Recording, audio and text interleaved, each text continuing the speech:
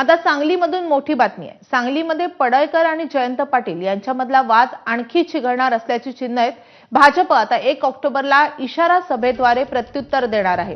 पवार गटाच्या महाराष्ट्र संस्कृती बचाव मोर्चाला आता भाजपकडून प्रत्युत्तर देण्यात येणार आहे। चंद्रकांत पाटील जिल्हाध्यक्ष सम्राट महाडिकांची जयंत पाटलांवर टीका आहे आणि त्यांनी टीका केलेली आहे जयंत पाटलांवर।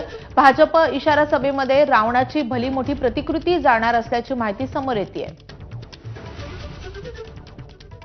पडळकर साहेब तुम्हाला फिरून न देण्याची धमकी देत आहेत। तुम्ही काळजी करू नका, हा सम्राट महाडिक तुमच्या बरोबर आहे। वळवा तालुक्यात कुठल्या गावात जायचं आहे मला सांगा, वाजत गाजत गो पडळकर साहेब तुम्हाला गावात नेल्याशिवाय राहणार नाही। देवेंजींनी तुमचं काय घोडा मारलाय?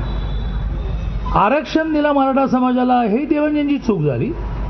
धनगर समाजाला आदिवासींचे सगळे सवलती दिल्या, ही देवेंजींची चूक झाली। कोणीतरी अर्थमंत्री असताना ऑनलाईन लॉटरीचा घोटाळा झाला आणि देवेंजींच्या ग्रुपमध्ये दबला।